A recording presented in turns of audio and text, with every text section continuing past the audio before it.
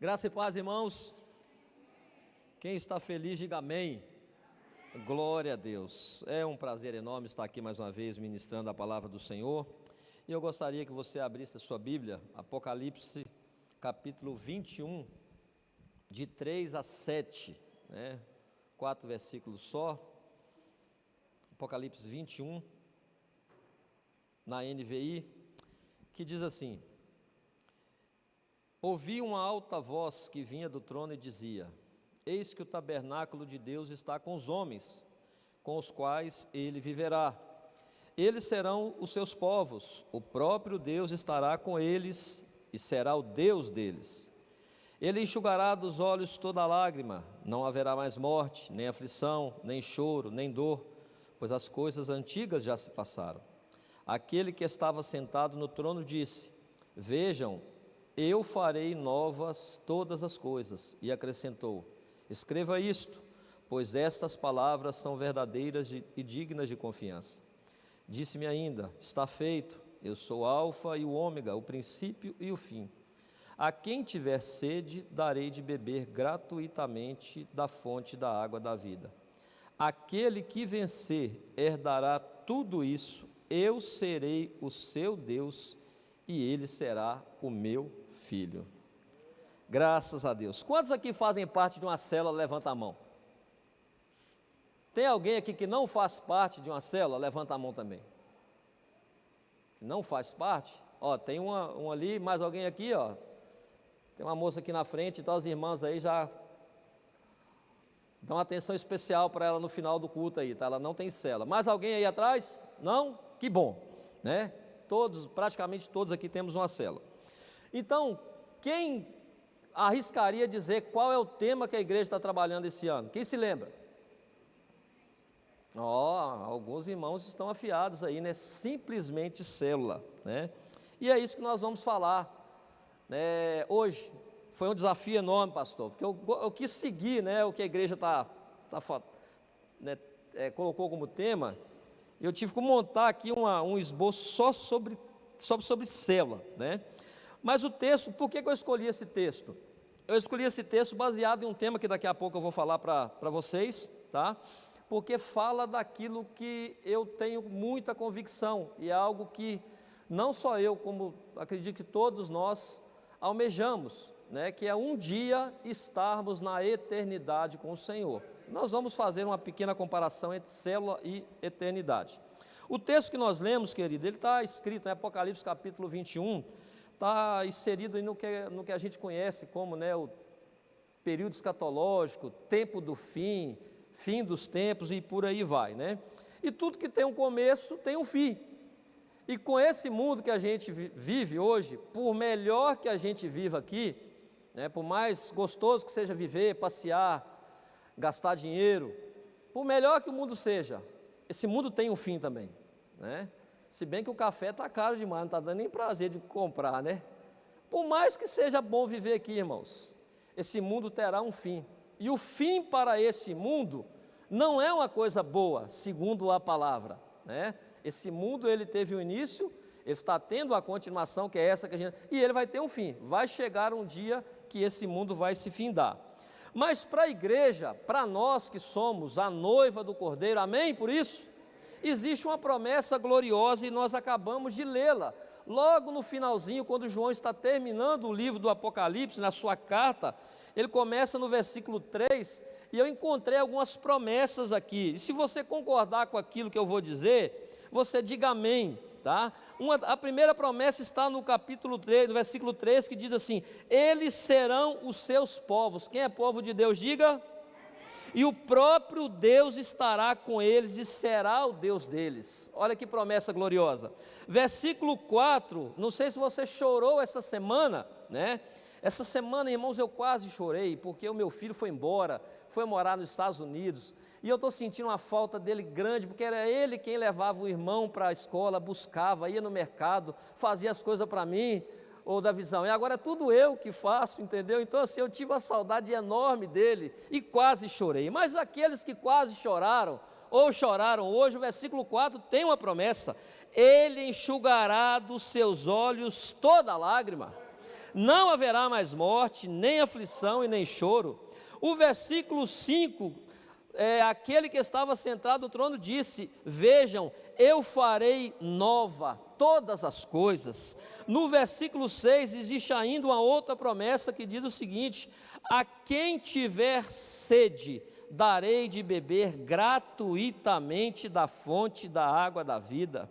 E para encerrar, versículo 7, aquele que vencer, herdará tudo isso, eu serei o seu Deus e ele será o meu filho. Quantos podem dizer amém? Que promessas gloriosas, irmãos, nos esperam. E o tema dessa noite é minha célula em comunhão. Diga comigo, minha célula forte, irmão, com coisas que você tivesse tomado um café antes de vir para a igreja.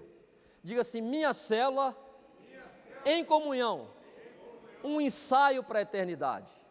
É isso que nós vamos falar sobre, hoje. Essa vai ser a temática de hoje, tá? Eu quero falar de 4 coisas hoje: célula, comunhão, ensaio e eternidade. Célula, queridos, é um projeto de Deus, tá? E tem tudo a ver com a eternidade, tem tudo a ver com o céu. Quem me conhece, sabe que eu sou apaixonado pela minha célula. Eu sou apaixonado pela minha célula. Eu termino a quarta já pensando na semana seguinte. Eu amo a minha célula. Afinal, nós somos a célula que mais faz churrasco aqui na IEV. Então, não tem como não amar a minha célula. Eu amo a minha célula de paixão. E estar, queridos, e quando a gente está inserido numa célula, a gente vive, a gente começa a viver com intensidade, o que a célula nos proporciona, a gente começa a entender algumas particularidades do reino.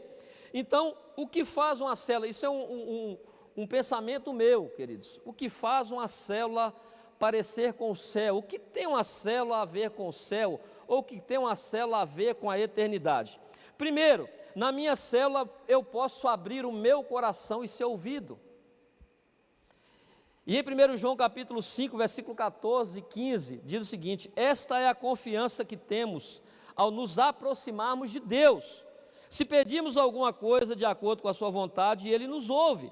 E sabemos que Ele nos ouve, e tudo o que pedimos, sabemos que temos o que dele pedimos. Ou seja, na minha célula eu tenho a liberdade de abrir o meu coração, receber a oração dos meus pares, receber imposição de mãos se eu quiser, cantar com eles, orar com eles. Segundo, na minha célula, eu acredito que na sua também é assim, se fosse você diga amém, na minha célula nós adoramos a Deus com louvores, amém por isso? Em Apocalipse, voltando um pouquinho, capítulo 14, versículo 3, 2 e 3, diz o seguinte: ouvi um som do céu, como de muitas águas, e de um forte trovão, era como de harpistas tocando as suas harpas. Eles cantavam um cântico novo diante do trono, dos 4 seres viventes e dos anciãos. Ninguém podia aprender o cântico, a não ser os 144 mil que haviam sido comprados na terra. Ou seja, no céu tem louvor, na célula tem louvor. Terceiro, na minha célula a gente ora uns pelos outros. E o céu, irmãos, está lotado de oração dos santos. Apocalipse capítulo 5 diz o seguinte: ao recebê-los os 4 seres viventes e os 24 anciãos prostraram-se diante do Cordeiro. Cada um deles tinha uma taça de ouro e uma harpa cheia de incenso, que são as orações dos santos. Quarto ponto, no meu entendimento, porque com a célula se parece com o céu, ou seja, é um prenúncio. A minha célula se reúne em uma casa, talvez a sua também. E em João 14, 1, 3, é um dos textos mais conhecidos, Não se turbe o vosso coração, credes também em Deus, crede também em mim. Na casa de meu pai há muitas moradas. Morada é casa, irmão, é lar, é aconchego. Então, a nossa célula, nós reunimos em uma casa. E quinto ponto, na minha célula e na sua também, a gente confraterniza, amém? E confraternização significa comer, queridos, Comer, churrasco, é isso aí, Caio, glória a Deus, palavra maravilhosa que saiu da sua boca. A gente se confraterniza, a gente fica em comunhão. Em Lucas capítulo 22, eu não estou falando bobeira aqui não, besteira não, vou dizer para vocês, vou provar na Bíblia. Em Lucas 22, versículo 29 e 30 diz o seguinte: eu lhes dei um reino, assim como meu Pai designou a mim, para que vocês possam comer e beber a minha mesa no meu reino, e sentar-se em tronos julgando as 12 tribos de Israel. Então, quando eu coloco lá no grupo, irmãos, ó, que nós estamos fazendo um churrasco, a minha célula está fazendo um churrasco, nós estamos cumprindo o que pensei até que estava lá, né? Estamos cumprindo o que Apocalipse 22, versículos 29 e 30 diz. A gente se confraterniza. Então, queridos, além de ser um ambiente que antecede o céu, né, tem a natureza divina, né, o que mais nos proporciona um ambiente de célula, é um lugar onde nós temos a oportunidade de manifestar os nossos talentos. Talvez na sua célula vai ser o primeiro lugar que você vai orar em voz alta, você vai compartilhar uma palavra, mostrar o que você aprendeu na aula de música com o Caio, né? É lá que a gente tem a oportunidade para fazer isso, a gente tem a oportunidade de manifestar os nossos talentos.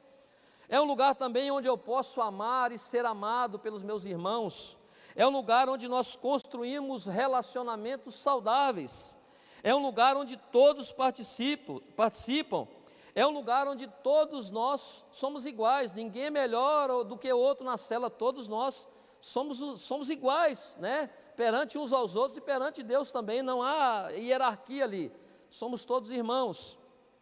É um lugar onde nós crescemos com as experiências dos outros. E se você ama a sua célula, diga comigo, eu não abro mão da minha célula. Tem gente que passou, eu acho que está abrindo mão da célula, que foi tão fraquinho isso aí.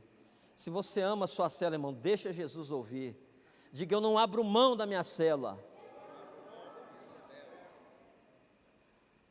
Eu venho de uma igreja, irmãos, que não tem célula, que não tinha célula, não tem não, né? Pelo amor de Deus, vou fazer 8 anos já que eu estou aqui, que não tinha célula, não tinha. Então isso foi uma coisa nova para mim. E a gente vive, eu vou abrir um parênteses, não está nem aqui no meu esboço. A gente vive um tempo que eu não sei se vocês estão percebendo, que as coisas estão ficando mais difíceis, muito mais difíceis, a situação está cada vez mais difícil, né? Então hoje, se um cristão ofender uma classe de pessoa, ele é processado e incriminado por isso. Se a outra parte ofender um cristão, não acontece nada. Isso é a natureza, a gente está vivendo essa natureza. E as coisas estão ficando difíceis. Se chegasse um tempo, queridos, eu fico imaginando, se chegar um tempo onde a igreja tiver que fechar as portas, né, como foi na pandemia, quem não está em célula vai sofrer demais, pastor Valteci. Vai sofrer demais.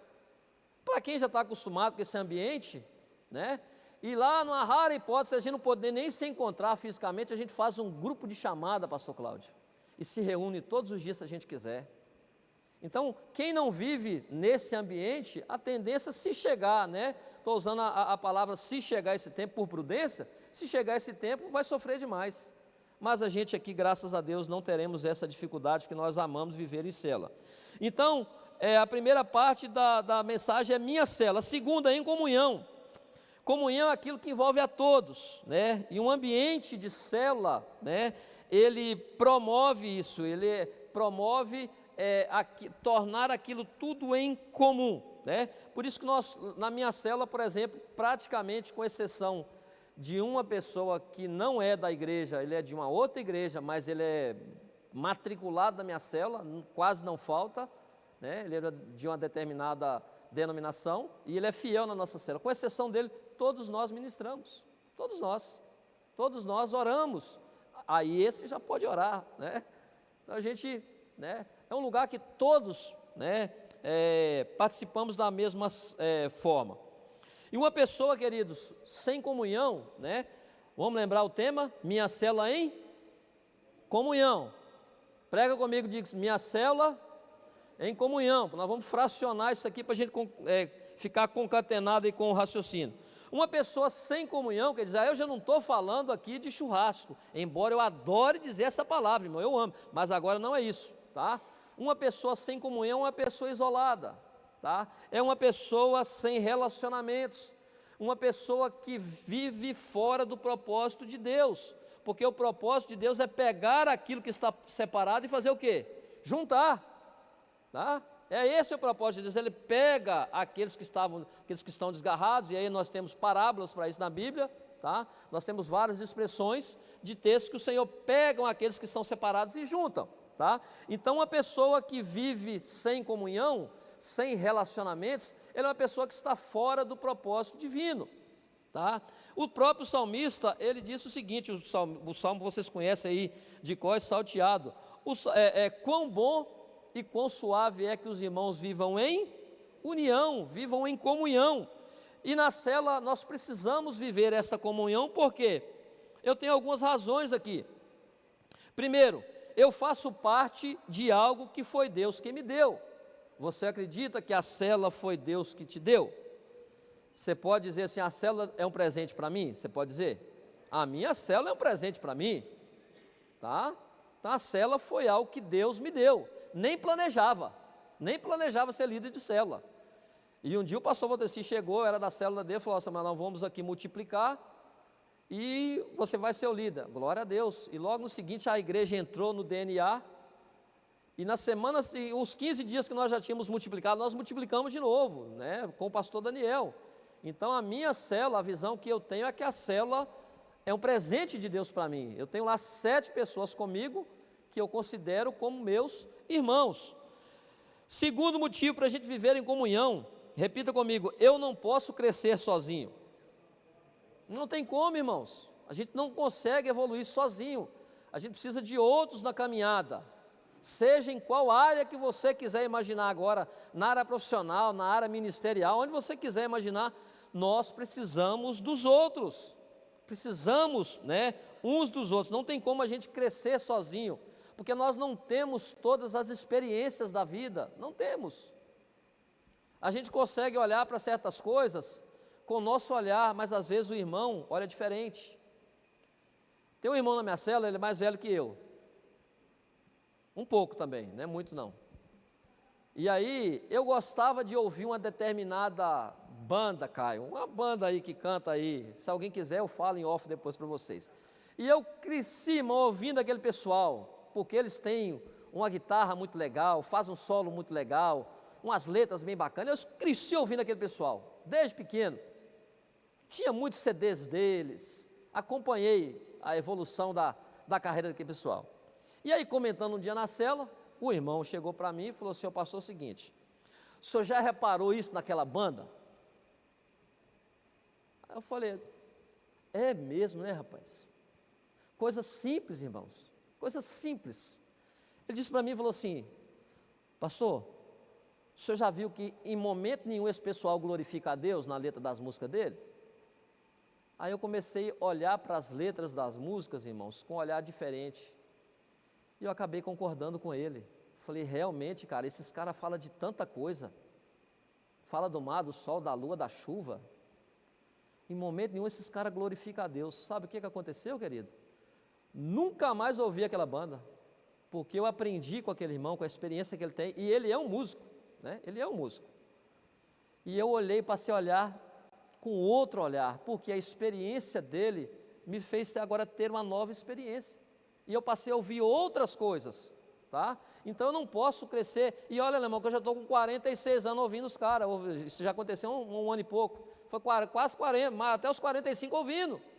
Precisei de alguém que não é meu parente, mora longe da minha casa, para compartilhar comigo uma visão dele, uma visão de Deus para mim. Então eu mudei, passei a olhar com outras coisas, porque eu não posso crescer como pessoa sozinho, tá? Diga comigo assim, eu preciso da minha célula. Quem não gosta de célula, irmão, hoje vai sair daqui hoje amando a sua célula, não vai ter jeito não. Você vai ouvir a palavra célula aqui até as 9 horas, amém? Glória a Deus. Terceiro ponto, sobre a comunhão, a comunhão da célula é uma segurança para mim. Lá eu posso compartilhar o que eu não posso compartilhar no meu local de trabalho. Eu tenho, né, essa liberdade, porque nós temos a mesma fé, servimos o mesmo Deus, temos a mesma palavra como regra de fé e prática. Então lá eu tenho essa liberdade, eu tenho essa comunhão de chegar lá e compartilhar o que eu não poderia compartilhar em outro lugar. Quarto ponto, Cristo se manifesta na comunhão, porque a comunhão fortalece os laços. Amém? Irmão, depois de você fazer uma janta com a sua célula, um churrasco, nós já fizemos até o Renato. Cadê o Renato? Está aí? O Renato, uma vez, irmão, quando o Renato era na minha célula, que agora ele mudou, ele fez lá uma caranguejada. Pensa num negócio abençoado, queridos. Pensa num povo feliz depois, porque Cristo se manifesta da comunhão. Glória a Deus por isso. Na comunhão, repita comigo, na comunhão, eu me sinto acolhido. Eu me sinto acolhido. Ou seja, eu tenho lá na minha célula um grupo que eu me importo com eles e eles se importam comigo.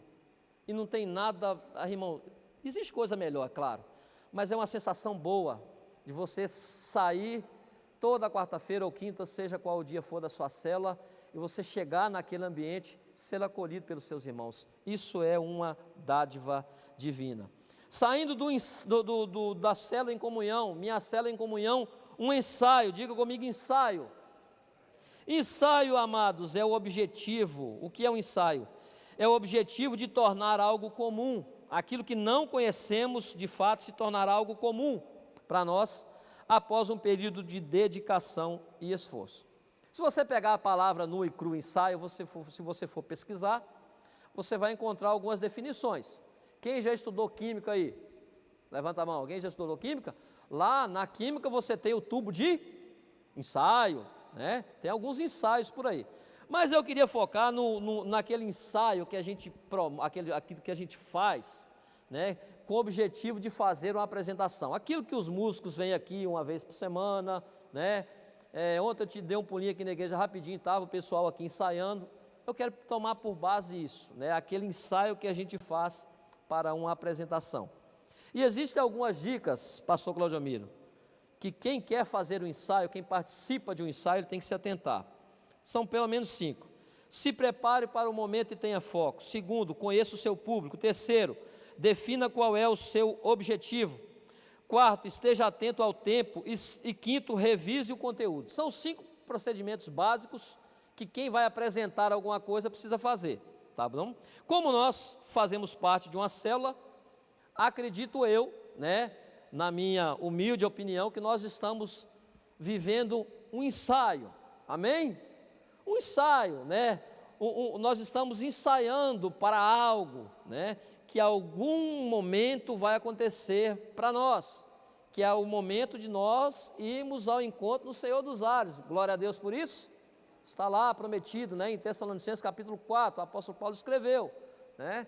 Que mais cedo ou mais tarde nós vamos encontrar com o nosso Senhor. Então esse período que a gente vive aqui, vive em célula, vive em igreja, vive em ministério, vivemos em comunhão, nós estamos vivendo um período de ensaio para aquela apresentação que é quando nós vamos nos apresentar para o nosso Senhor. Mas eu quero focar, queridos, só na primeira consideração aqui, que é se preparar para o momento e ter foco, tá?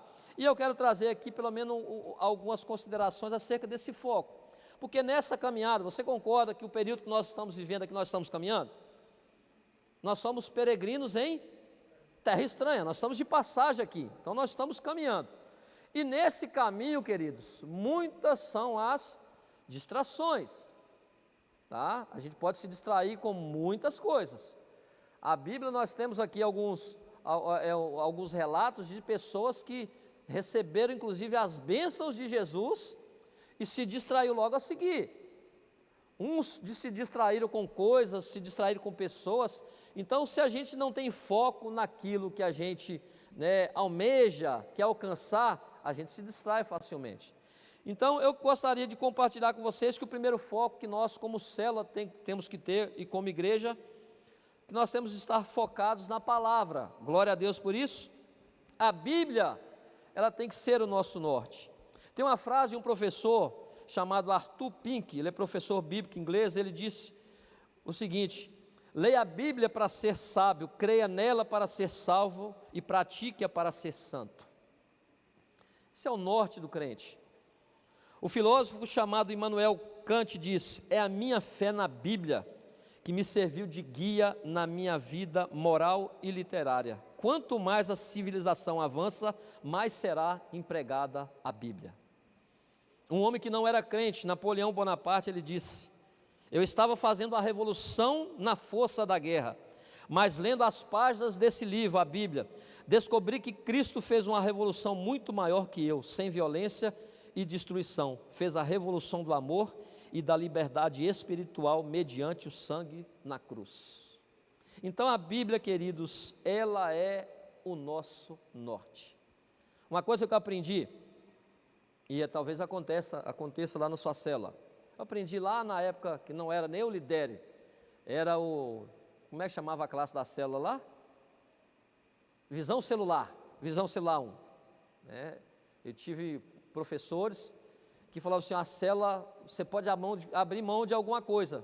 Às vezes o irmão ele vai começar a contar o testemunho e vai começar a chorar, e vocês vão orar pelos outros, e o estudo não vai ter tempo de ministrar. Mas uma coisa, a gente não pode abrir mão: da leitura da palavra. Isso nunca saiu da minha cabeça, desde quando a Kátia falou a primeira vez. A leitura da palavra. E eu fico feliz, irmãos, fico feliz de coração, porque a nossa igreja, ela é uma igreja que lê a palavra. Amém? Ela é uma igreja, essa final de ano agora, eu acho que os irmãos viram, eu vim à frente com meu filho de 10 anos, fez 10 anos, já leu a Bíblia toda, e nós já estamos de novo, segundo ano que ele está lendo a Bíblia comigo. E eu fiquei aqui na frente com ele, e tinha uma irmã conversando aquilo, eu fiquei impressionado, que eu já li a Bíblia, salvo engano, umas 5 ou 6 vezes só.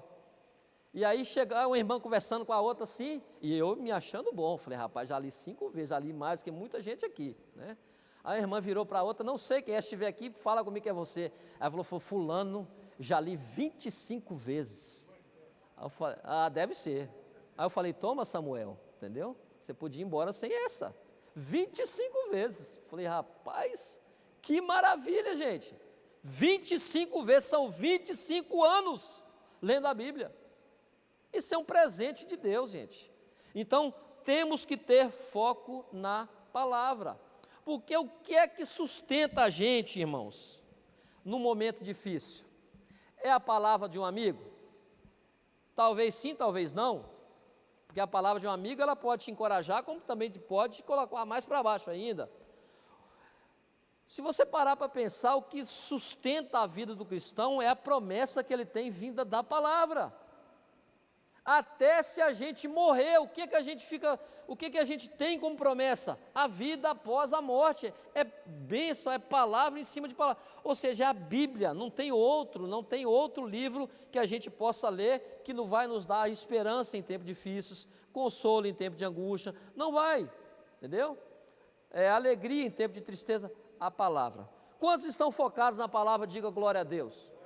Amém, glória a Deus. Está mais focado na palavra que amando a célula. Eu perguntei agora há pouco, quem amava a sua célula foi bem fraquinho, mas tá bom, tá? Se está amando a palavra, glória a Deus por isso.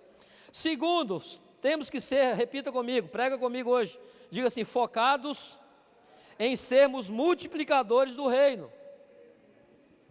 Depois de estarmos aí focados na palavra, a gente precisa sermos focados como multiplicadores do reino. Sobre nós está essa responsabilidade, queridos. Querer Jesus só para nós é egoísmo. É egoísmo. Não, já aceitei, já estou bem com ele, tudo bem. O outro lá que procure. E a nossa célula, ela tem que ser mais do que isso. Mais do que só um lugar que a gente vai lá, que tem comunhão, que a gente ora uns pelos outros, que a gente pode compartilhar. Nossa célula tem que ser mais do que isso. Nossa célula tem que ser uma multiplicadora do reino. Ela tem que ser aquele lugar que promove a conversão de almas. Você concorda comigo? Amém? Como diz o Cláudio, amém ou não amém? Amém, glória a Deus. E para ser multiplicador, queridos, o que eu preciso? Primeiro, saber de quem eu sou filho. Se uma vez eu fui alcançado, eu preciso também alcançar. Segundo, eu preciso obedecer a palavra, cumprir o ID. O Senhor, certa vez, Ele disse, né? Ide por todo mundo, pregai o evangelho a toda criatura. Esse versículo é um versículo opcional. Amém? Amém? Coisíssima nenhuma. Isso é imperativo, isso é um mandamento, isso é uma ordem. A gente não faz porque a gente, né, é opcional. Não, a gente faz porque é mandamento. Esse é o segredo, né? Para se tornar um multiplicador tem que cumprir o ID. E também, né, finalizando, caminhando por fim, eu preciso estar focado em vencer o mundo. E se existe uma coisa, irmãos, difícil, é vencer o mundo. Falar comigo que é fácil vencer o mundo, nós vamos ter uma conversa lá fora, porque não é fácil. A própria conjugação da palavra, né? Vencer. Se eu tenho que vencer alguma coisa, é porque teve o que antes? Uma luta, uma guerra, né? Algo que, né, já identifica assim, ó, se eu vou vencer, eu preciso vencer, alguma coisa vai estar travado ali, alguma guerra vai estar travada. E nessa guerra, queridos, querendo ou não, a gente vê muitas pessoas perdendo essa guerra. Pessoas que outrora estavam na igreja não estão mais. Porque vencer o mundo, queridos, não é fácil, não é. As tentações são muitas e a gente recebe todo santo dia alguma. Todo santo dia. Todo dia você é tentado a mentir. Todo dia você é tentado a enganar alguém. Todo dia a gente é tentado a fazer tantas coisas, a omitir alguma coisa, ou a falar quando devia falar. A gente é tentado todos os dias. Então vencer, irmãos, o mundo não é fácil, nunca foi, nunca será. Mas é uma coisa que nós precisamos fazer. Por isso, né, se eu venço, eu tenho que lutar. Mas com Jesus, a gente pode vencer essa batalha, amém? A gente venceu até agora. Vamos continuar vencendo, tendo Ele como nosso guia, tendo a palavra como a nossa bússola, a gente vai vencer, né? Tendo fé nele. Então, pelo menos 3 coisas aqui, como eu posso vencer o mundo? Primeiro, eu preciso amar o meu Salvador acima de todas as coisas, porque Ele me amou primeiro. Eu preciso amar, porque Ele me amou primeiro. Quando eu aceitei Jesus em 1993, a minha mãe teve que me tirar, não sei se eu já falei isso aqui, se eu já falei, você escuta a segunda vez, não tem problema. 1993, eu tinha 15 anos, eu estava jurado de morte na cidade de Ipatinga. 15 anos, irmão, menino ainda, mas dava trabalho demais para minha mãe. E o meu pai, o meu pai era da igreja, e lá tinha uns policiais que eram da igreja, e falaram assim, ó, seu Adair, tira o Samuel de Ipatinga, senão eles vão matar ele. E aí minha mãe teve que me tirar, irmão, e me levou para Rondônia. Rondônia, não podia ser mais perto, né, gente? Né? Rondônia. E eu cresci na igreja, lá ouvindo a pregação, né? Mas nunca tinha um compromisso com o Senhor. Mas na primeira vez, irmãos, na primeira vez que eu entrei na igreja Assembleia de Deus, aceitei Jesus.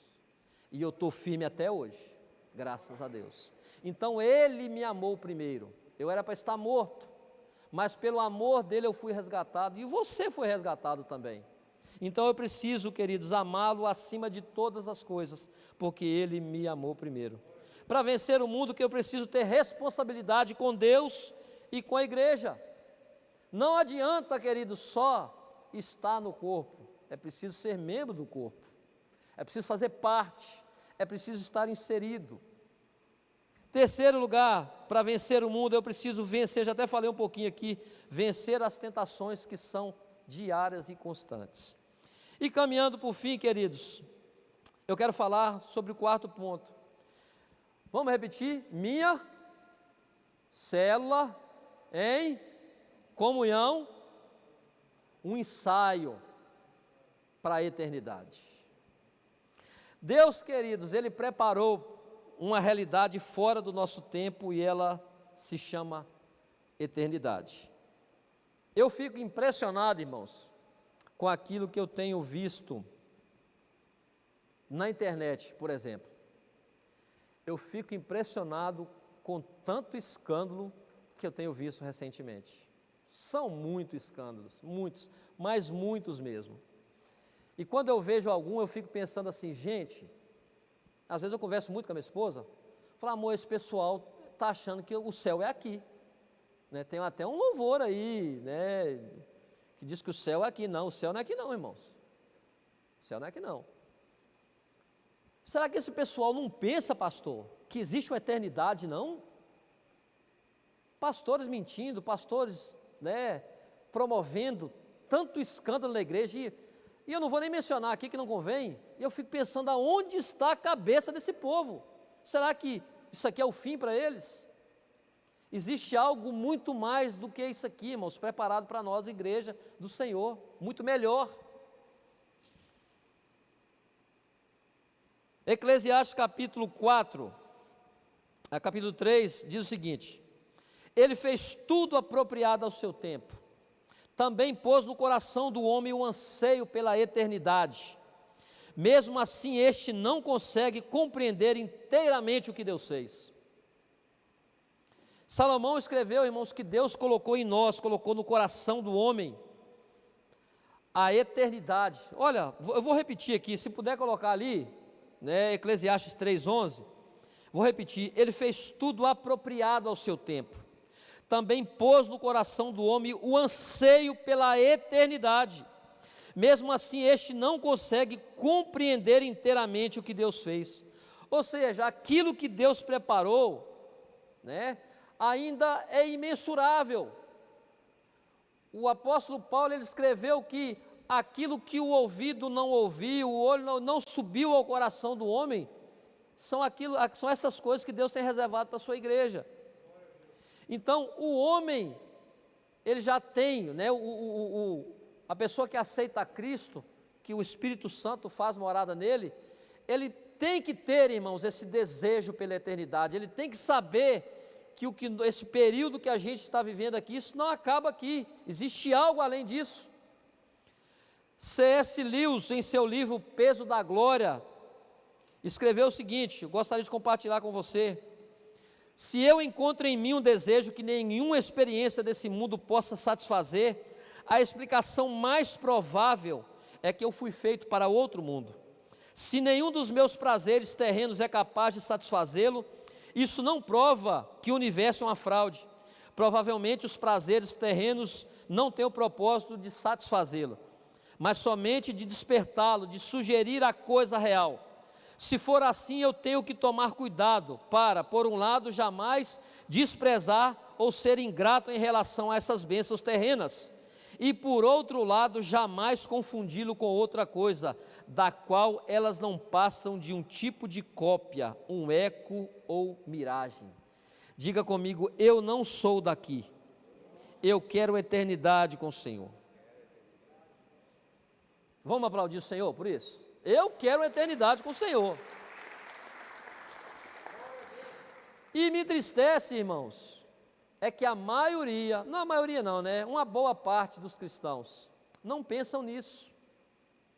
Se você sair aqui agora e perguntar aleatoriamente para uma pessoa assim, onde você vai passar a eternidade?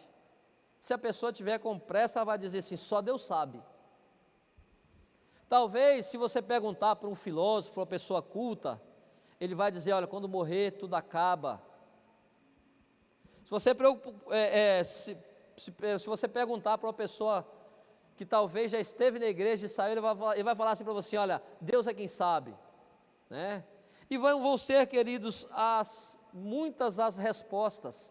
Alguns religiosos poderão dizer, olha, eu passo lá no purgatório, no nirvana, eu passo um período em algum lugar aí, depois eu vou ser aperfeiçoado e chego lá, pronto. Muitas vão ser as respostas, queridos, muitas serão. E durante esse tempo que a gente está vivendo aqui, nós temos muitas escolhas, muitas. Nós fizemos escolhas para estar aqui hoje, sim ou não? Poderíamos estar em casa. Muitas serão as escolhas que a gente fazemos, vamos fazer ainda. Nós podemos escolher cor da camisa, qual carro a gente compra, onde a gente quer morar. A gente tem um monte de escolha. Mas só existe, irmãos, no que diz respeito à eternidade, só tem duas, não tem mais. Se você for comprar uma roupa, por exemplo, você tem lá verde, amarelo, preto, azul, laranja, um monte de cor para escolher. Um carro, muitas marcas. Mas quando se fala em eternidade, irmão, só tem duas, com ou sem Deus. Não existe uma terceira opção, tá? Então, quando nós vivemos, né, com os nossos olhos na eternidade, é isso que Deus quer, né? Quando a gente vive isso, a gente tem a eternidade em nós, esse anseio, a gente se preocupa com outras coisas, né? No que diz respeito à eternidade, quando a gente vive à luz da eternidade, já estou finalizando, nossos valores mudam. Nós passamos a entender que pessoas são mais importantes do que coisas. Amém? Quem vive a eternidade pensa desse jeito. Ele sabe que o que ele tem aqui vai ficar por aqui. Quando a gente vive à luz da eternidade, nós passamos a utilizar mais sabiamente o nosso dinheiro, nosso tempo e nosso esforço, porque a gente sabe que nós estamos aqui só de passagem. É um breve tempo que a gente está passando aqui. E esse tempo, irmãos, para uns, eles vão mais cedo, como o irmão Sérgio partiu agora, bem novo. Mês passado eu fui no sepultamento de um amigo da família de 84 anos. Eu preguei no aniversário dele de 70 anos, ele é da igreja Casa de Oração. Eu preguei no aniversário dele de 80 anos, e ele falou: Samuel, você vai pregar no meu aniversário de 90. Só que ele partiu mês passado com 84. E quando eu chegar no céu eu vou cobrar, você ficou me devendo 6 anos, entendeu? Seu Alcides da Mata, pai de um grande amigo meu, partiu para a eternidade. A família dele perdeu um irmão há um ano atrás, o irmão Abner, compositor de belas músicas. E quando eu fui no velório, que eu não fui do velório do Abner, que eu conhecia esse senhor, é um amigo da família também, mas um pouco mais distante, pastor. E a esposa do Alcides comentando sobre a morte do Abner, um ano antes de morrer, ele começou a perder a memória, e ele já não conhecia mais ninguém. Mas quando as pessoas iam visitar, quando sentava com ele chamava a pessoa e começava a recitar os versículos da Bíblia. Ele não esqueceu os versículos que ele tinha da Bíblia e não esqueceu os louvores que eles cantavam. Com certeza um irmão desse estava com os olhos na eternidade. A mente dele já estava na eternidade. O salmista escreveu: escondi a tua palavra onde?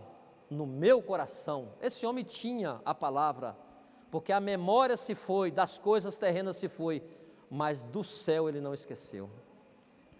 Então, quando a gente vivemos à luz da eternidade, queridos, nós temos as nossas prioridades reorganizadas, porque para onde vamos é muito mais importante do que onde a gente está hoje. As tendências da moda, os valores populares já não são tão importantes, porque nós passamos agora a viver para Ele, para agradar a Ele.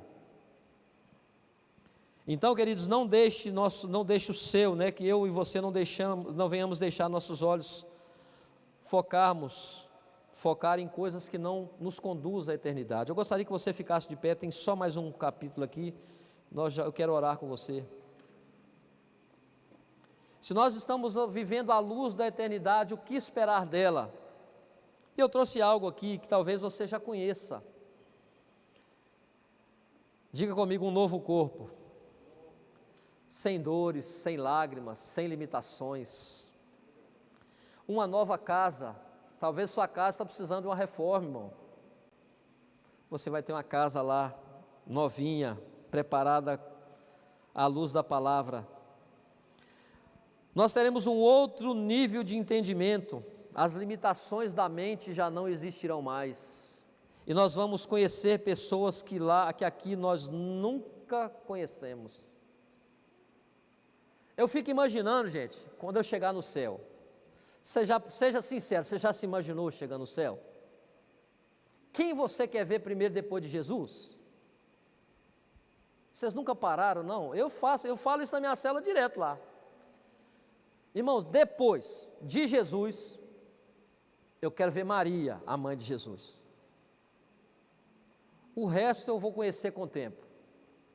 Mas um camarada que eu quero chegar, Davi, e dar um abraço dele apertado, vai ser o profeta Elias. Eu quero.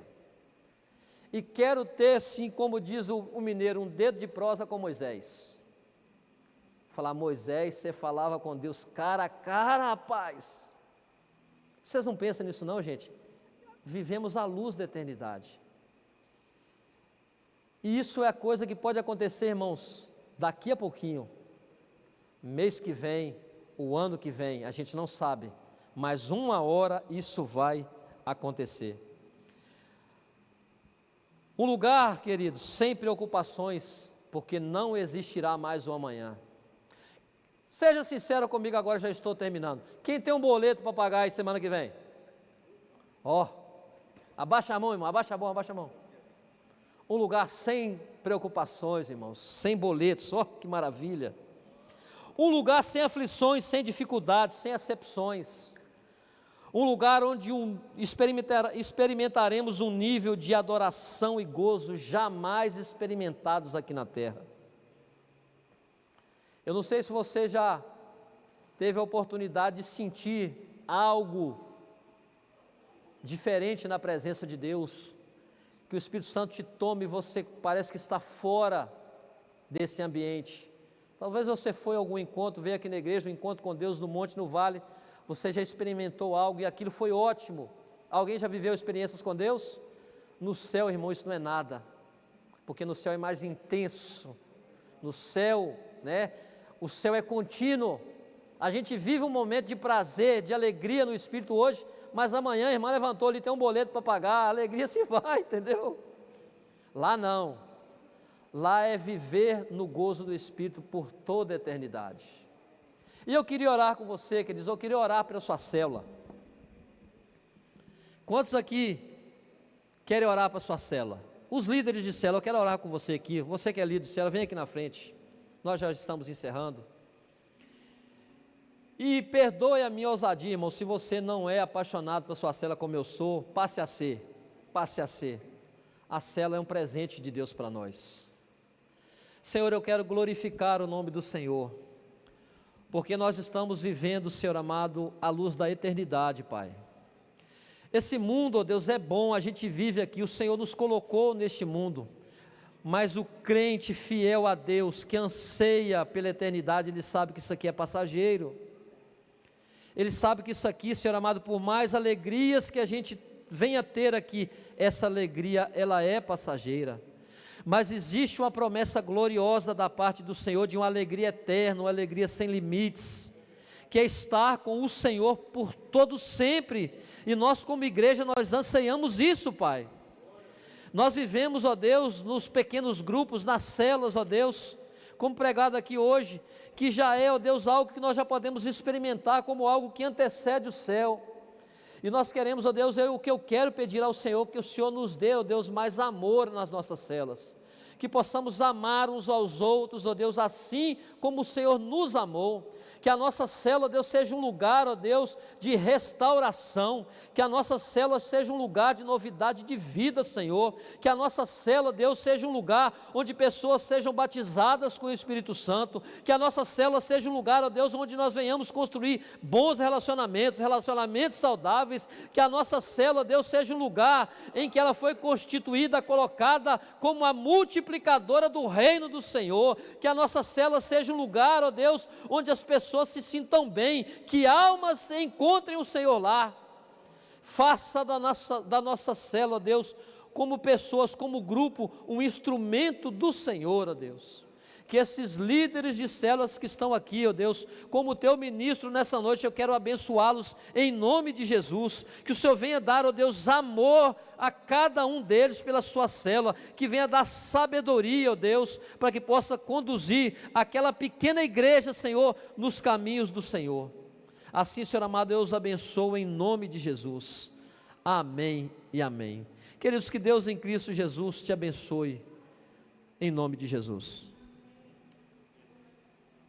Aleluia, glória ao Senhor. Que saiamos daqui pensando mais no céu do que na terra, né? com os pés na terra, mas de verdade com o coração, com a mente nos céus. Amém? Que a graça do Senhor Jesus, o amor de Deus Pai, a comunhão e a consolação do Espírito Santo esteja com você agora e sempre. Amém e amém. Domingo que vem, domingo depois de amanhã, né? Escola Bíblica às 9h, culto às 18 horas. Um abraço a todos.